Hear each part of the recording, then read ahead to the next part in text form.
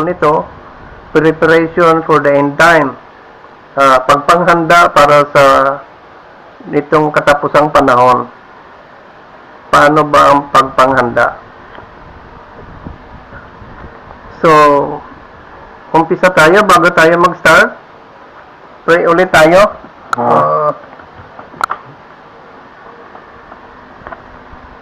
Sa tila nimo amay namon sa mga langit. Nagapilo kami sa mga tuhod namon sa pagpaubos sa imamili nga ngalan. Dalang pagpasalamat sining kay gaynan ngay mo pagayhatag nga sa diin makatuon kami sang imamili nga mga pulong. Buksi ang mga tagsa namon ka mga tagpusoon agud handa ini sa pagbaton sang mga kamatuoran gikan sa imo kasulatan kag nagapangayo kami sang imo presensya. Ipadalang balaan nga espiritu nga matuytuyan kami sa mga pagtulunan nga ini kag kabay amay nga hindi magpanumbalik sa imo ining imong mga pulong nga walay kapuslanan. Ginatugyan namon sa imo ining tinion kag nagapangayo kami sang gihapon sang maayo nga signal kabay nga ikaw magpatigayon. Tanan ini ginadala namon sa imo tiilan kag ginapasalamatan sa ngalan ni Ginoong Hesus. Amen.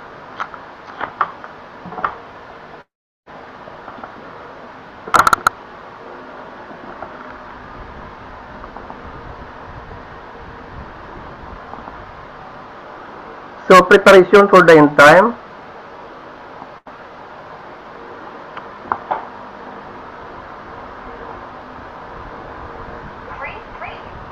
Sabi sa Testimonies Volume 8, page 329, paragraph 2, the experience of Enoch and of John the Baptist represents what ours should be. For far more than we do, we need to study the lives of these men. Enoch, he who was translated to heaven without seeing death, and John the Baptist, and he who, before Christ's first advent, was called to prepare the way of the Lord to make his path straight. So sabi dito, ang karanasan ni Enoch at Juan Bautista ay kumakatawan sa kung ano ang dapat maging karanasan natin. So, ang ginawa ng dalawang ito, si Brother Enoch at saka si Brother John, kailangan daw ito rin ang dapat na maging gawain natin o karanasan natin. Kasalukuyan natin ginagawa, kailangan natin pag-aralan ang buhay ng mga lalaking ito. So, nararapat pala na pag-aralan natin kung anong nagawa nila sa pagpanghanda.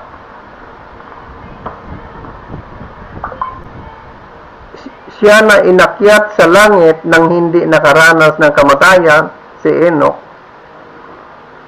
Siya na inakyat sa langit nang hindi nakaranas ng kamatayan, at siya na bago ang unang pagparito ni Kristo, si John the Baptist o si Juan Bautista, ay tinawag upang ihanda ang daan ng Panginoon at tuwirin ang kanyang mga landas.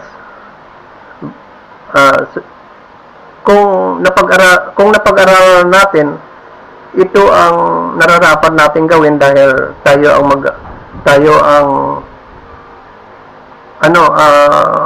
counterpart ni Elijah o ni Juan Bautista sa kapanahon ng ito.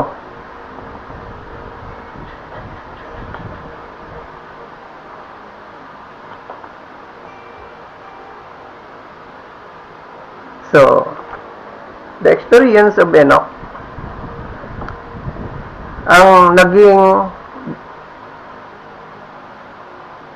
ang ginawa ni Enoch ng mga nakaraan. Of Enoch, it is written that he lived 65 years and begat a son. After that, he walked with God 300 years. Tungkol kay Enoch, nasusulat na siya ay nabuhay ng 65 taon at nagkaroon ng isang anak na lalaki. During those earlier years, Enoch had loved and feared God and had kept His commandments. Noong mga unang taon na yon, minahal at kinatatakutan na ni Enoch ang Diyos at sinunod ang kanyang mga utos. Ngunit, matapos isilang ang kanyang panganay na anak, si Methuselah, naabot niya ang isang mas mataas na karanasan. Lalo siyang napalapit sa ugnayan sa Diyos.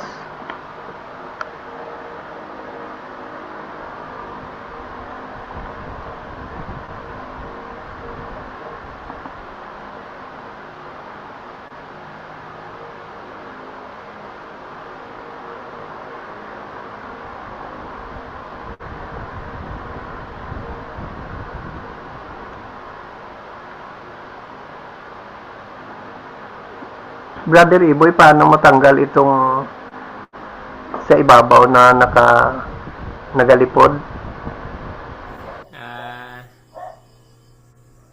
May ano dyan? More? Ano mo lang, i-drag mo lang pa baba o kung din mo pwede halin. Pwede gali madrag. So, as he saw the child's love for his father, thank you, Brad. As he saw the child's love for its father, its simple trust in his protection, as he felt the deep yearning tenderness of his own heart for that firstborn son, he learned a precious lesson of the wonderful love of God to man in the gift of his son, and the confidence which the children of God may repose in their heavenly Father. So, habang pinagmamasdan niya ang pagmamahal ng bata sa kanyang ama, ang payak na pagtitiwala nito sa kanyang kalinga, habang nararamdaman niya ang malalim na pananabik na paggilaw ng sariling puso para sa panganay na anak na iyon, natutuhan niya ang isang mahalagang aral tungkol sa kahangahangang pag-ibig ng Diyos sa tao sa pamamagitan ng kaloob ng kanyang anak, at ang pagtitiwalang maiaalay ng mga anak ng Diyos sa kanilang Ama sa langit. Ang walang hanggan at di matarok na pag-ibig ng Diyos sa pamamagitan ni Kristo ang naging paksa ng kanyang pagninilay araw at gabi. So, ganun si Enoch. Dapat gayahin natin siya. Buong siglan ng kanyang kaluluwa na sinikap niyang ihayag ang pag-ibig na iyon sa mga taong kanyang nakakasalamuha.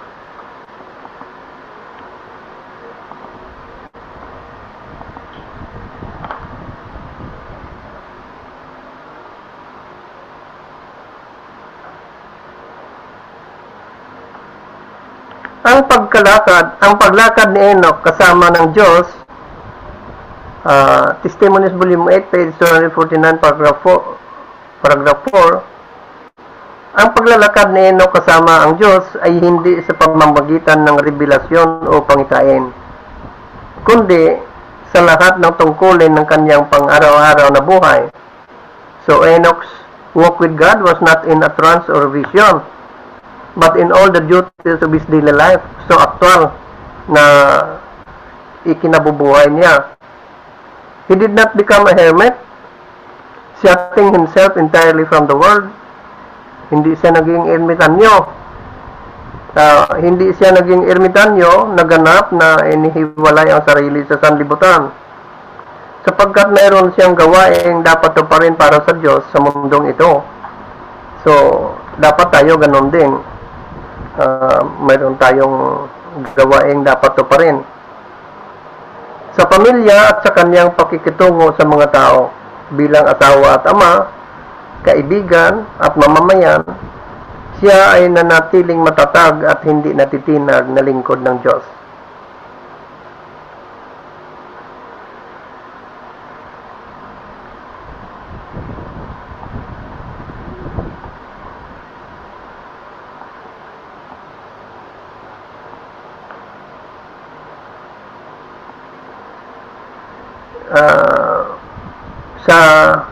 prayer, page 123, paragraph 1. Enoch walked with God through prayer.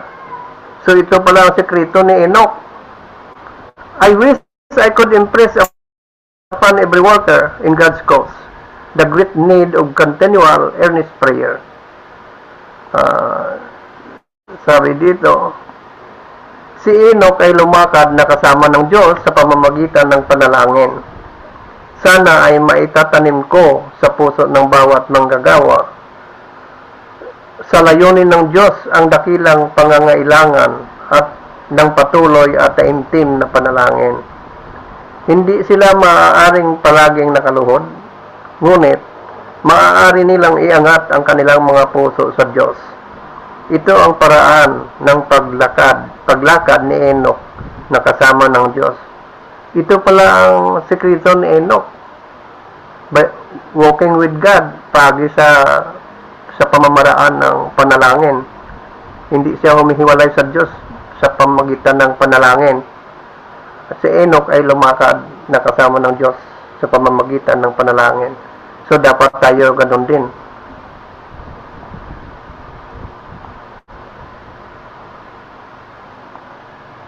His faith waxed stronger. Testimonies, Volume 8, page 230, paragraph 1. Sa paglipas ng mga siglo, lalong tumibay ang kanyang pananampalataya at naging mas maalab ang kanyang pag-ibig. Para sa kanya, ang pananalangin ay nagsilbing hininga ng kaluluwa. Para sa kanya, ang panalangin ay nagsilbing hininga para sa hininga ng kaluluwa. Namuhay siya sa naaabot ng kalangitan. So, yun ang naging sekreto pala ni Enoch na hindi siya nakaranas ng kamatayan.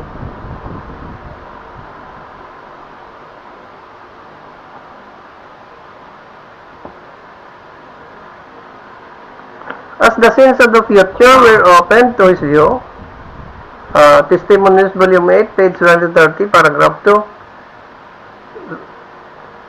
Enoch became a preacher of righteousness, bearing God's message to all who would hear the words of warning.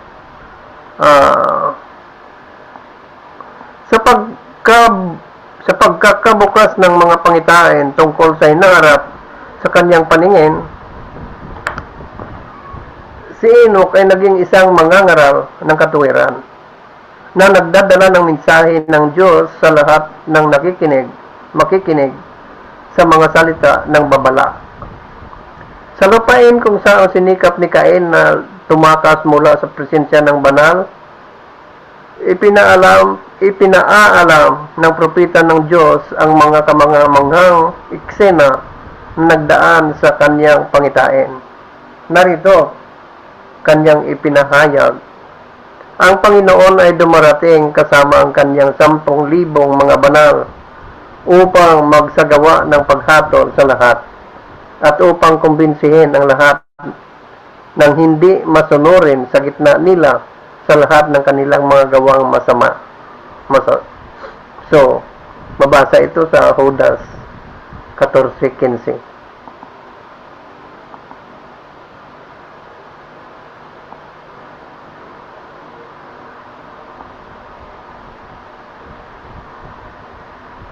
The power of God that wrought with His servant was felt by those who heard. Ang kapangyarihan ng Diyos na gumawa kasama ng kanyang lingkod ay nadama ng mga nakikinig. Some gave heed to the warning and renounced their sins, but the multitudes mocked at the solemn message. Ang ilan ay nagbigay pansin sa babala at tinalikuran ang kanilang mga kasalanan, ngunit ang karamihan ay kinutya ang sagradong mensahe. Kagaya rin ito ng nangyayari sa atin pag nagbigay tayo ng aral. May mga nakikinig pero mayroong nangungutya. ang mga lingkod ng Diyos ay magdadala ng katulad na mensahe sa mundo sa mga huling araw. So, tayong mga lingkod ng Diyos daw, tayo magdadala ng mensahe na kagaya ng dinadala na mensahe ni Enoch, mensahe sa mundo sa mga huling araw, mensahe ng pagpahanda. At ito ay tanggapin din ng may kawalan ng pananampalataya at pagkutya. So, mayroong tatanggap din, mayroong magkukutya.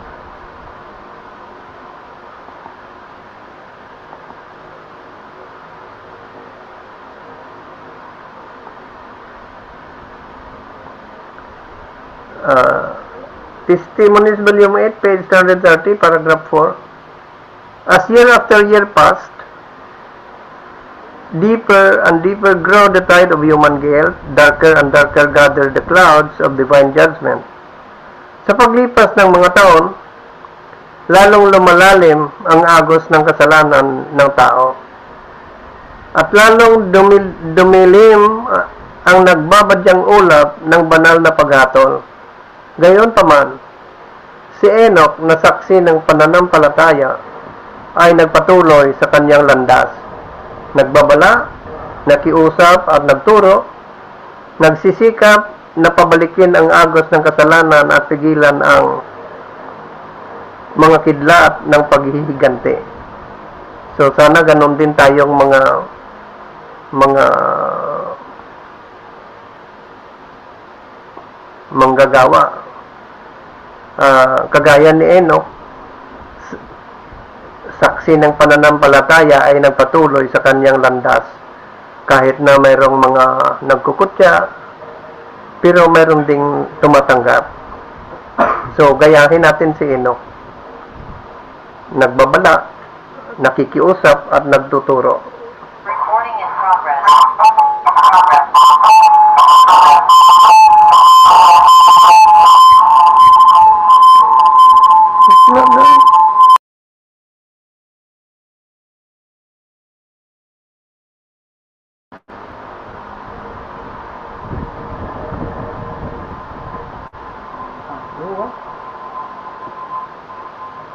Testimonies Volume 8, page 330, paragraph 5.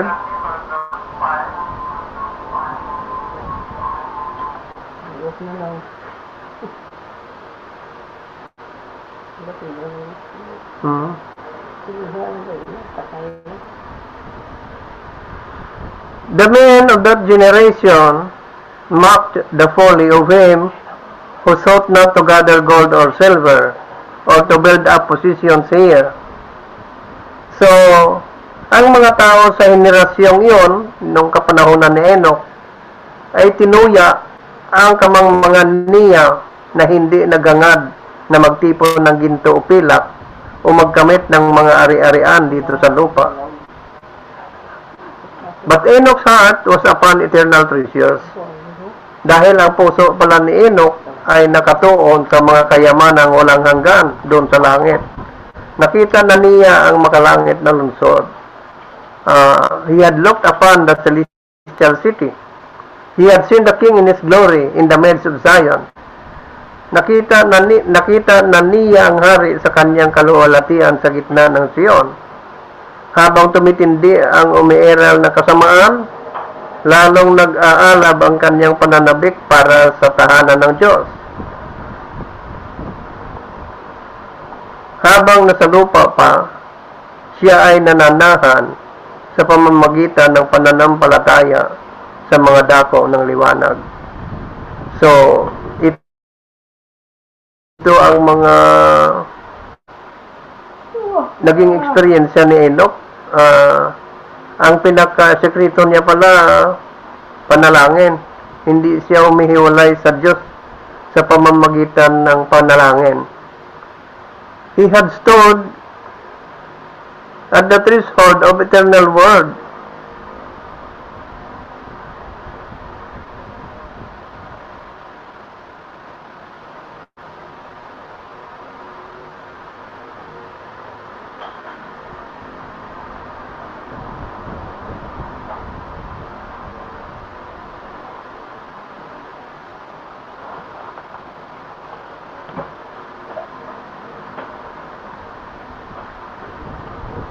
So, sabi sa Testimonies Volume 8, page 31, paragraph 1, Blessed are the pure in heart, for they shall see God.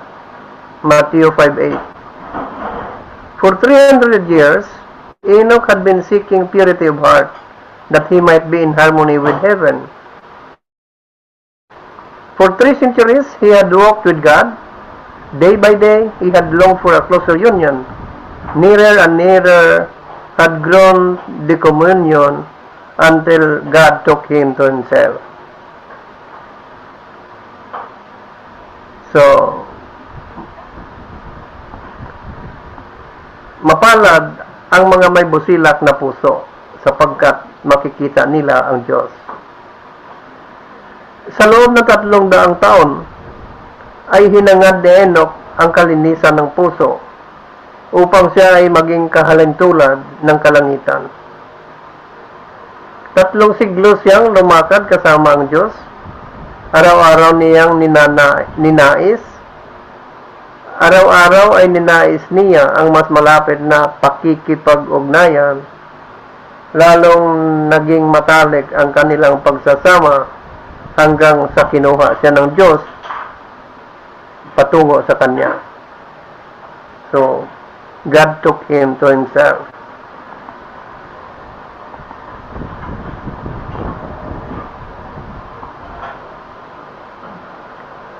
By faith, Enoch was translated that he should not see death, for before his translation, he had this testimony that he pleased God. Sabi sa Hebrews 11:5. Sa pamamagitan ng pananampalataya, si Enoch ay inilipat upang hindi niya makita ang kamatayan. Sapagkat bago siya inilipat, ay tinanggap niya ang patutong ito na siya ay naging kalugod-lugod sa Diyos. Hebreo 11:5. Sa paragraph 3,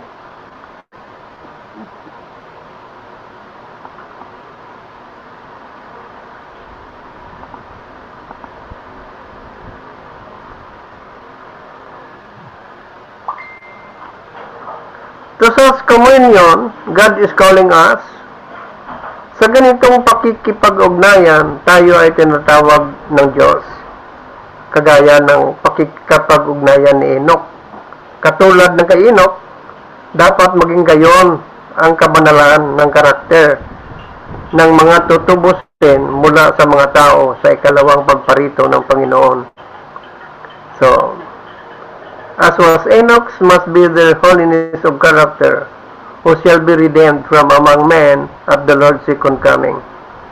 Katulad ng kay Enoch, dapat maging gayon ang kabanalan ng karakter ng mga tutubusin mula sa mga tao sa ikalawang pagparito ng Panginoon. Punta naman tayo sa experience ni Juan Bautista, the experience of John the Baptist. John the Baptist, in his desert life, was taught of God. Si Juan Bautista, kuno sa kanyang buhay sa desierto, si Juan Bautista ay tinuruan ng Diyos. He studied the revelation of God in nature. Pinag-aralan niya ang mga pahayag ng Diyos sa kalikasan. Under the guiding of the Divine Spirit, he studied the scrolls of the prophets. Sa ilalim ng gabay ng banal na Espiritu, sinuri niya ang balumbon ng mga propeta. Araw at gabi, si Kristo ang kanyang pinag-aaralan at pagninilay hanggang sa ang kanyang isip, puso at kaluluwa ay napuspos ng maluwalhating pangitain. So, ganyan ang umpisa ng experience ni Enoch. He looked upon the king in his beauty, and self was lost sight of. Minasdan niya ang hari sa kanyang kagandahan, at ang kanyang sarili ay nawala sa paningin. He beheld the majesty of holiness and knew himself to be inefficient and unworthy. Namasdan niya ang karingalan ng kabanalan, at nalaman ang kanyang sarili na walang kakayahan at hindi karapat-dapat. It was God's message that he was to declare. It was God's power and his righteousness that he was to stand. Mensahe ng Diyos ang dapat niyang ipahayag. Sa kapangyarihan ng Diyos at sa kanyang katuwiran, siya dapat tumayo. He was ready to go forth as heaven's messenger, as unawed by the human, because he had looked upon the divine. Sa kapangyarihan ng Diyos at sa kanyang katuwiran, siya ay dapat tumayo. Handa na siyang humayo bilang sugo ng langit, hindi nasisindak sa tao dahil namasdan na niya ang banal. He could stand fearless in the presence of earthly monarchs because with trembling he had bowed before the King of Kings.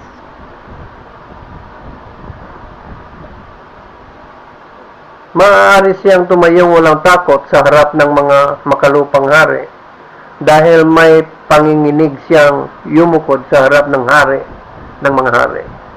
So ito ang nagbigay ng boldness sa ang kanyang pananampalataya sa Diyos. Kahit hari, hindi siya takot.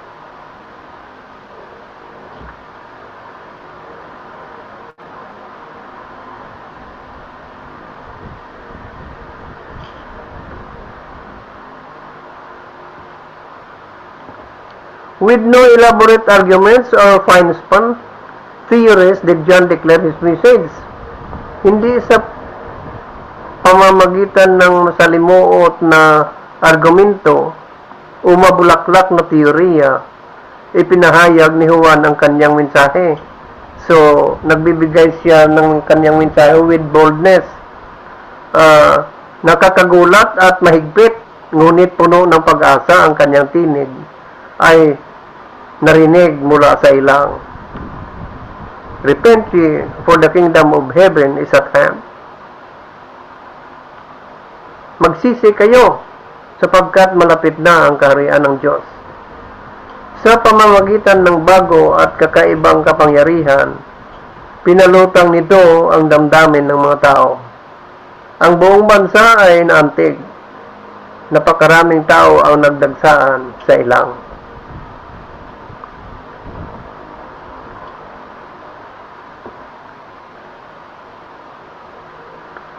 Unlearned peasants and fishermen from the surrounding country, the Roman soldiers from the barracks of Herod, the chieftains with their swords at their sides, ready to put down anything that might savor of rebellion, the avaricious tax gatherers from their toll booths, and from the Sanhedrin, the phylactery priests, all listened as if spellbound. And all, even the Pharisee and the Sadducee, the cold and impressible scoffer, went away with near silence and cut to the heart with a sense of their sins. Herod in his palace heard the message, and the proud sin-hardened ruler trembled at the call to repentance. So, yun ang nangyari. Mga walang pinag-aralang magbubukid at mangingisda mula sa nakapalibot na lalawigan, ang mga sundalong Romano mula sa kwartel ni Herodes, ang mga pinuno na may mga tabak sa kanilang tagiliran, handang sumpuin ang anumang maaaring magpapahiwatig ng paghihimagsik, ang mga sakim na maniningil ng buwis mula sa kanilang mga himpilan, ang mga Sanhedrin, ang mga paring may suot na pilakterya, lahat ay nakinig na tila baga nabighani sa lahat. At lahat, maging ang mga Parisiyo at ang Sadusiyo, ang malamig at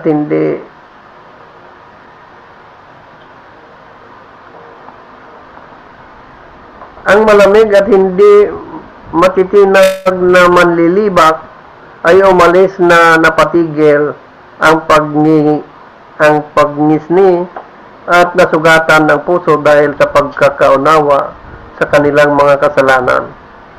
Narinig ni Herodes sa kanyang palasyo ang mensahe at ang palalo at pusakal na pinuno ay nanginig sa tawag ng pagsisisi.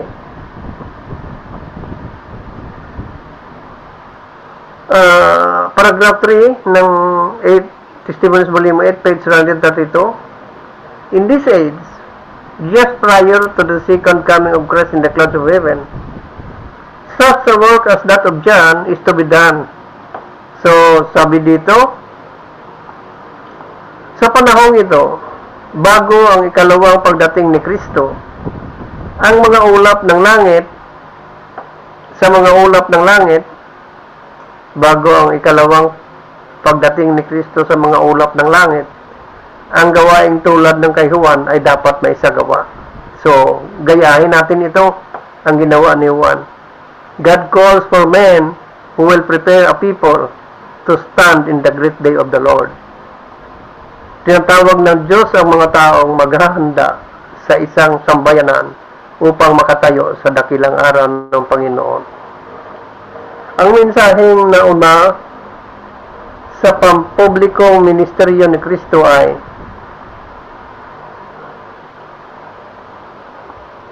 repent, publicans and sinners. Magsisi mga publikano at mga makasalanan. Magsisi mga Parisiyo at mga Saduseyo. Magsisi kayo sapagkat malapit na ang kaharian ng langit.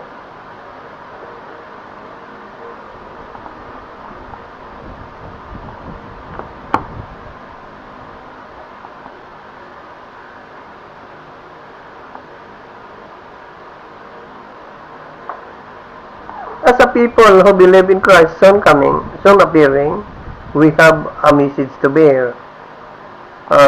Bilang mga taong naniniwala sa malapit na pagpakita ni Kristo, mayroon tayong mensaheng dapat ipahayag. Prepare to meet thy God, o humanda kang makipagtagpo sa iyong Diyos. Amos 4:12. Ang ating mensahe ay dapat kasing tuwid ng mensahe ni Juan. So, gayahin natin ang pagmimensahe ni Juan na parang walang takot. Kuring-kuray. Why ah? Nanto abila sa nabugto.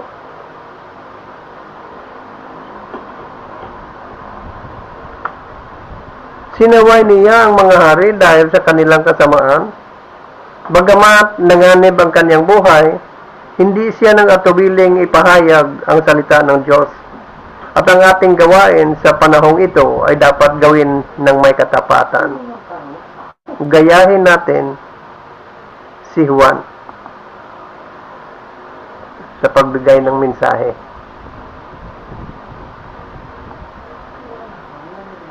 In order to give such a message as John gave,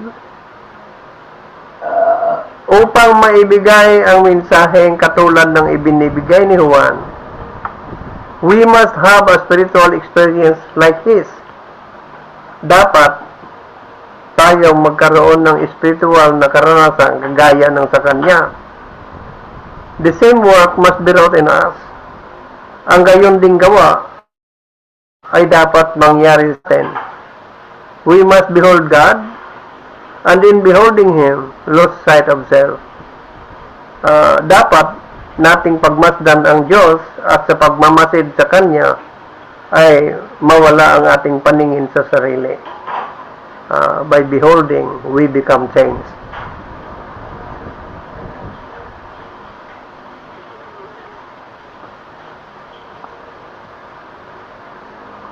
John had by nature the faults and weaknesses common to humanity. But the touch of divine love had transformed him. Taglay ni Juan ang kanyang kalikasan, ang mga kakulangan at kainaang karaniwan sa sangkatawan, dahil tao rin siya, ngunit binago siya ng haplos ng banal na pag-ibig. But the touch of divine love had transformed him. When, after Christ's ministry began, the disciples of John came to him with the complaint that all men were following the new teacher. So, noong nagsimula ang ministeryo ni Kristo at lumapit kay Juan ang kanyang mga alagad na nagrereklamo na ang lahat ng mga tao ay sumusunod na sa bagong guro, ipinakita ni Juan kung gaano kalinaw ang kanyang pagkaunawa sa kanyang ugnayan sa Mesiyas. John showed how clearly he understood his relation to the Messiah and how gladly he welcomed the one whom he had prepared the way. At kung gaano niya kagalakang tinanggap ang isa na kanyang pinaghahanda ang daan. So alam niya na siya ang naghahanda ng daan nitong Mesiyas, kaya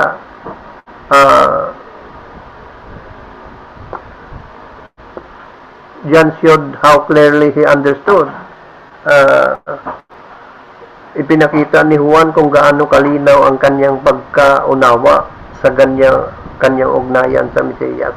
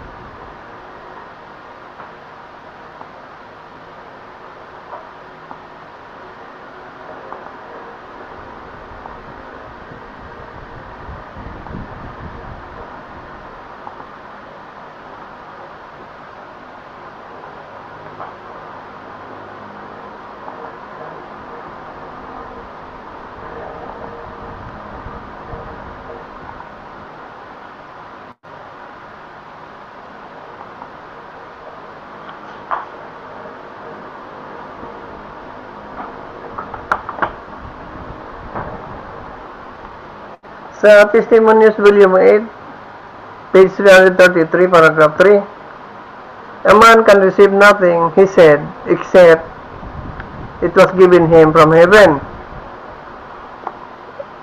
Ang tao ay walang anumang matatanggap, sabi niya, maliban na ito ibinigay sa kanya mula sa langit. You yourselves bear me witness that I said I am not the Christ, but that I am sent before him. Ito ang sagot niya sa kanyang mga alagad. Kayo na rin ang nagpapatotoo sa akin na aking sinabi, hindi ako ang Kristo, kundi ako'y sinugo sa unahan niya. He that has the bride is the bridegroom, but the friend of the bridegroom which standeth and heareth him, rejoiceth greatly. Was the bridegroom's voice. This is my joy, therefore, is fulfilled. This my joy, therefore, is fulfilled. He must increase, but I must decrease.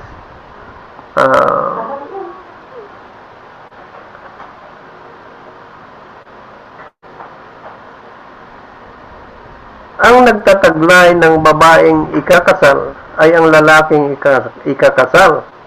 Ngunit ang kaibigan ng lalaking ikakasal na nakatayo at nakikinig sa kanya ay lubos na nagagalak dahil sa tinig ng lalaking ikakasal. Kaya ang kagalakan kong ito ay naganap na. Siya ay kailangang madagdagan, ngunit ako ay kailangang mabawasan. Mabasa ito sa John 3:27-30.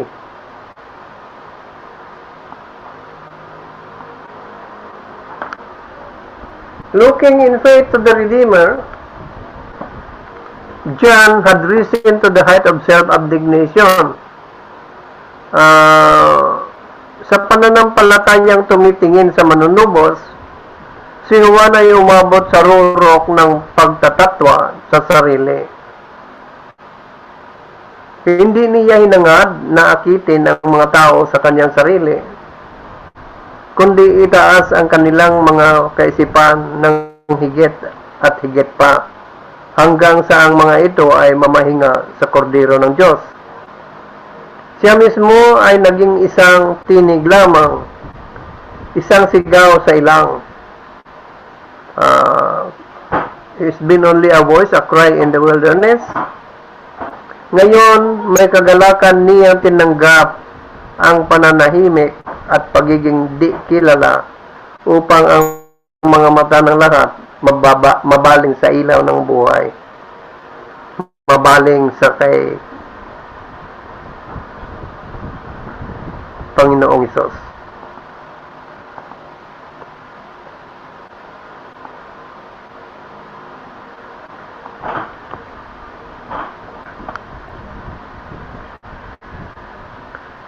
Those who are true to their calling, tayong mga manggagawa, those who are true to their calling as messengers for God will not seek honor for themselves.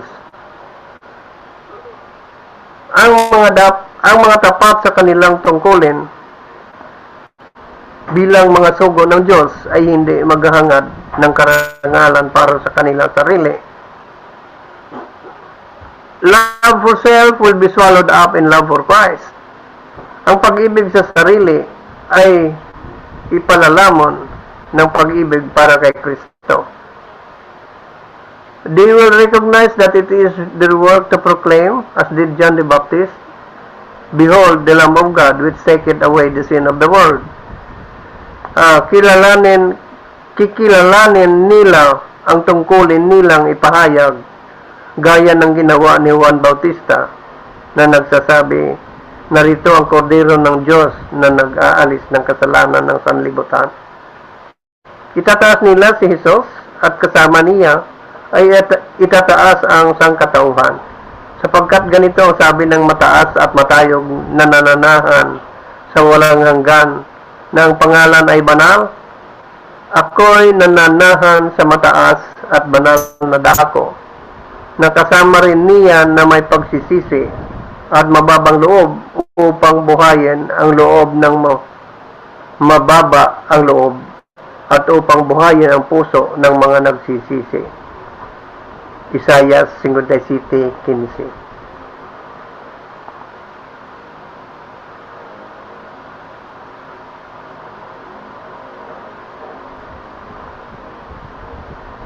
The soul of the prophet, emptied of self, was filled with the light of the divine. Ang kaluluwa ng propeta na pinabayaan ang sarili ay napuno ng liwanag ng banal. In words that were almost a counterpart of the words of Christ himself, he bore witness to the Savior's glory. Sa mga salitang tilang katapat ng mga salita mismo ni Kristo, siya ay nagpatuto sa kaluwalhatian ng tagapagligtas.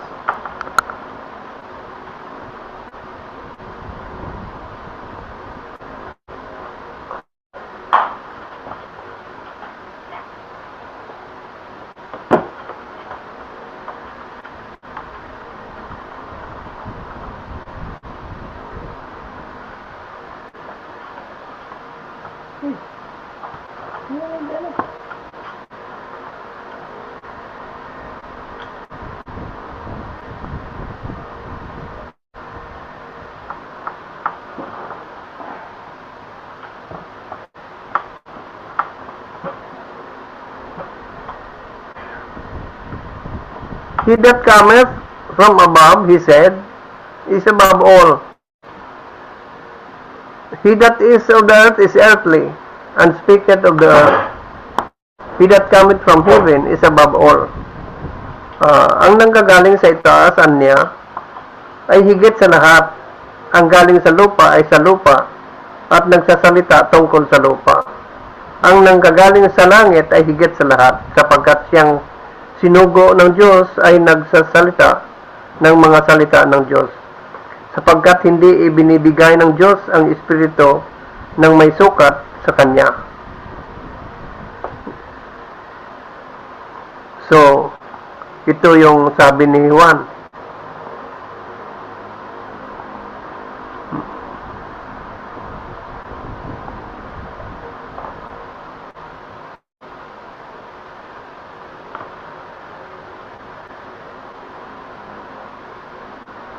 In this glory of Christ, all His followers are to share. Testimonies Volume 8, page 134, paragraph 2.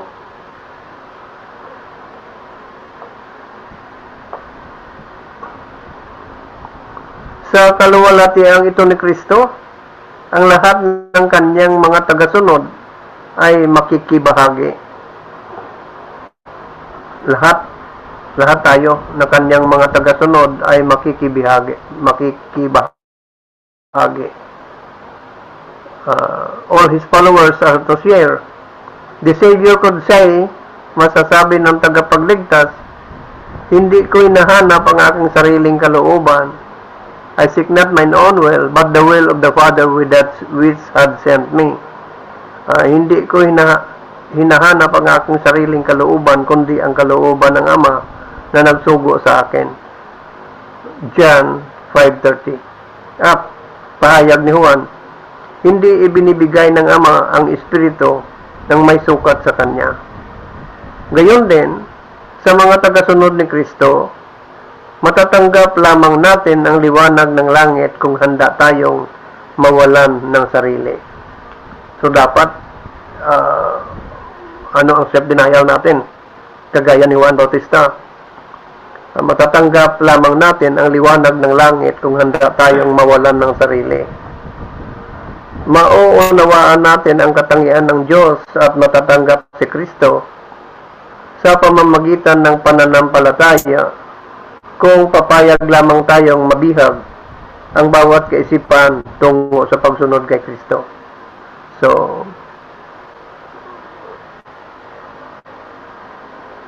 with the followers of Christ, we can receive the of heaven's light only as we are willing to be emptied of self. We can discern the character of God and accept Christ by faith only as we consent to the bringing into captivity of every thought to the obedience of Christ. To all who do this, sa lahat ng gumagawa nito, ang Espiritu Santo ay ibinibigay ng walang sukat. To all who do this, the Holy Spirit is given without measure. Kay Kristo nananahan ang buong kalubusan ng pagka-Diyos sa katawan. In Christ dwells all the fullness of the Godhead bodily, and you are complete in Him. At tayo ay may kalubusan sa Kanya. Colossians 2:9-10.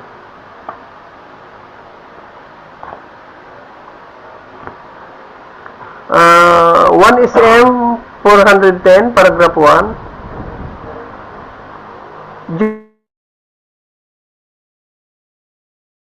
John was called to do a special work, straight his paths. The Lord did not send him to the school of the prophets and rabbis.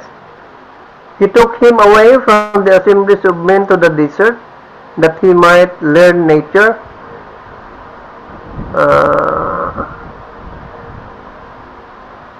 Si Juan ay tinawag upang gumawa ng isang espesyal na gawain.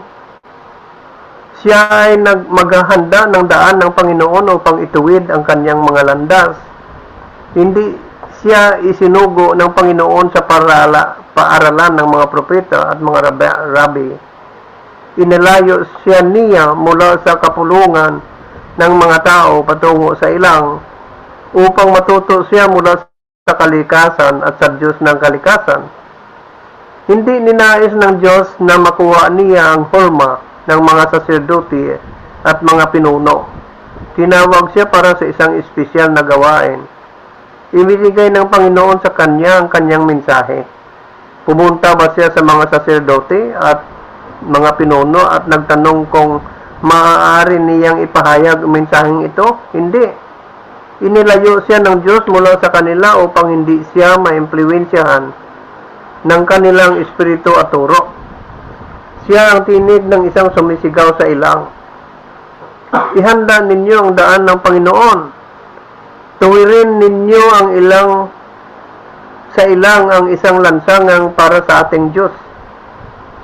Ang bawat lambak ay itataas, at ang bawat bundok at burol ay bababaan, at ang liko ay tutuwid, at ang mga bakbak na dako ay papatagin, at ang kaluwalhatian ng Panginoon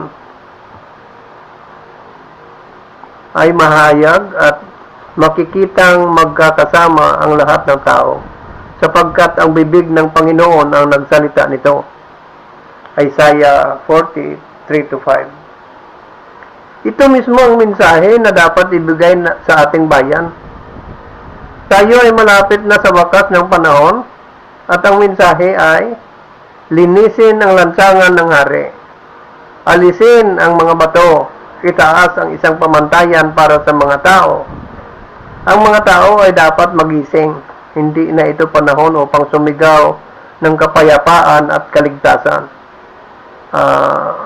Peace and safety.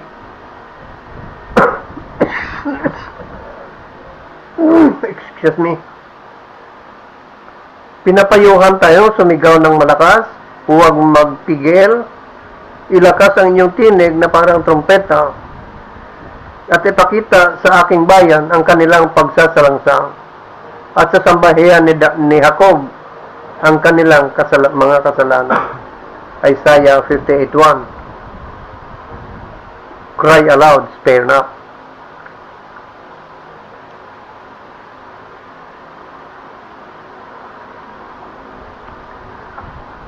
Council on Diets and Foods, page 70, paragraph 4. For years, sa maraming mga taon, for years the Lord has been calling the attention of His people to health reform. This is one of the great branches of the work of preparation for the coming of the Son of Man.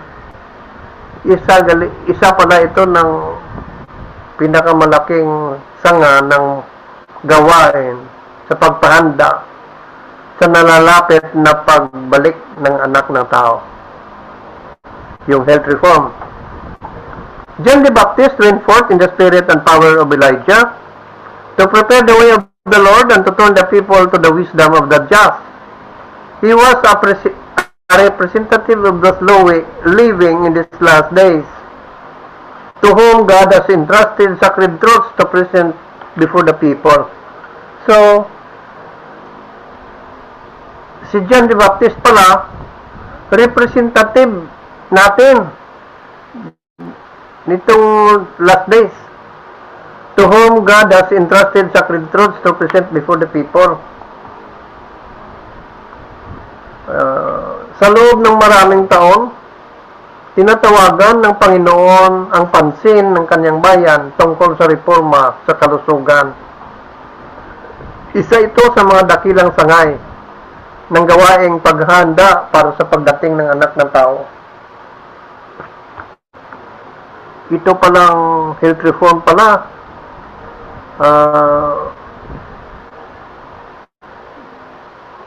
dakilang sangay ng gawaing paghahanda ng paghahanda o preparation for the coming of Christ, para sa pagdating ng anak ng tao. Si Juan Bautista ay humayo sa espiritu at kapangyarihan ni Elias upang ihanda ang daan ng Panginoon at ibaling ang mga tao sa karunungan ng mga matuwid. Siya ay kinatawan ng mga naninirahan sa mga huling araw na ito, na pinagkatiwalaan ng Diyos ng mga sagradong katotohanan upang iharap sa mga tao, upang ihanda ang daan para sa ikalawang pagpakita ni Kristo. Ito pala yun.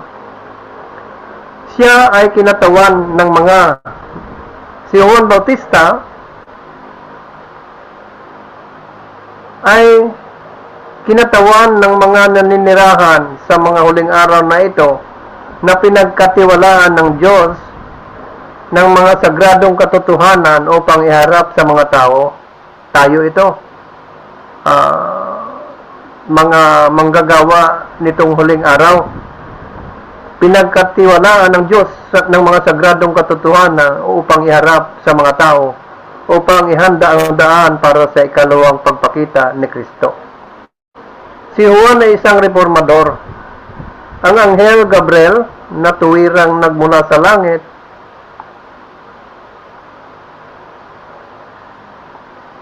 ay nagbigay ng isang diskurso tungkol sa reforma sa kalusugan sa ama at ina ni Juan. Sinabi niya na hindi siya dapat uminom ng alak o matapang na inumin at siya ay mapupuspos ng Espiritu Santo mula sa kanyang pagsilang.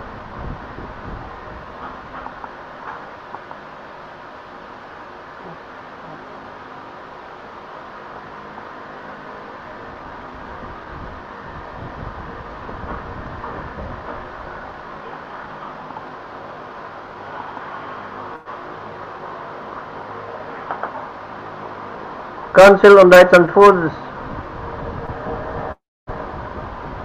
page 71, paragraph 1. Inihiwalay ni Juan ang kanyang sarili mula sa mga kaibigan, mula sa mga karangyaan ng buhay, ang kasimplihan ng kanyang pananamit. Tandaan natin ito lahat.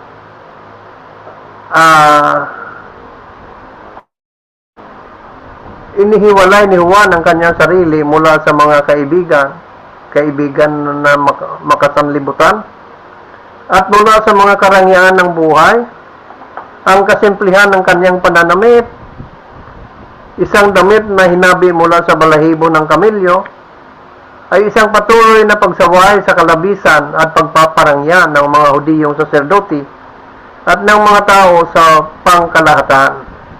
Ang kanyang pagkain na pawang gulay, balang, at ligaw na pulot ay isang pagsaway sa pagpakasasa ng gana at sa katakawan na namamayani sa lahat ng dako.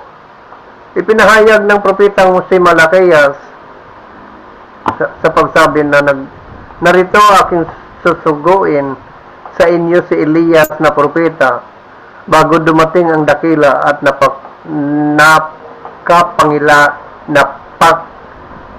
nakapangingilabot na araw ng Panginoon.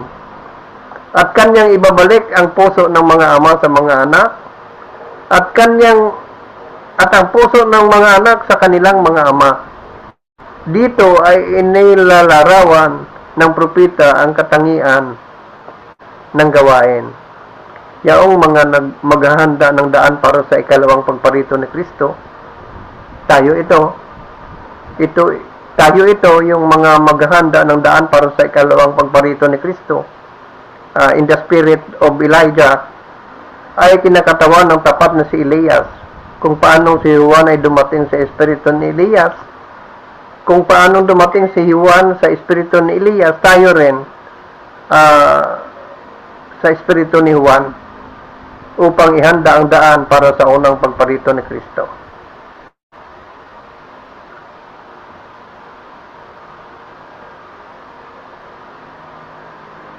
The message preceding the public ministry of Christ was,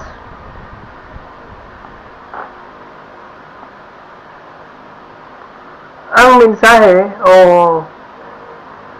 repent, publican and sinners. Repent, Pharisees and Sadducees. So, tayo kaya mayroon tayong mga traits na kagaya ng publicans at sinners? Mayroon pa ba? Mayroon pa ba tayong titirang mga traits and characters na kagaya nila? May mga pharisaical traits ba tayo o sa traits ng mga Sadducees? Repent ye, for the kingdom of heaven is at hand. As a people who believe in Christ's soon appearing, we have a message to bear. Amos 4:12, prepare to meet thy God. And our message must be as direct as was the message of John. Panghuling quotation.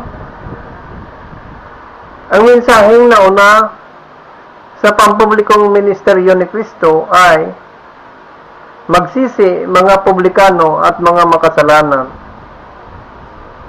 Mayroon ba sa atin ito? Na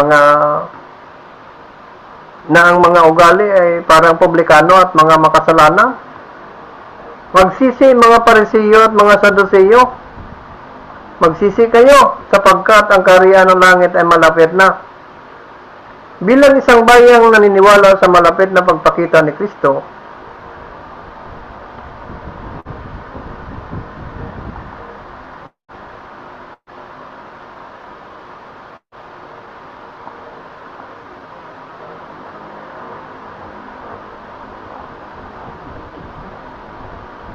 bilang isang bayang naniniwala sa malapit na pagpapakita ni Kristo, mayroon tayong mensaheng dapat dalhin. Ito ang mensahe.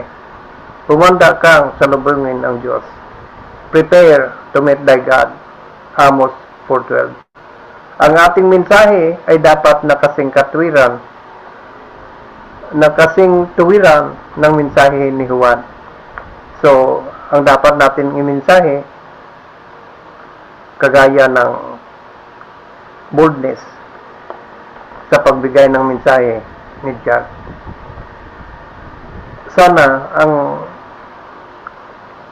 aral na ito ay makapagbigay sa atin ng paghanda para sa nalapit na pagdating ng ating Panginoon.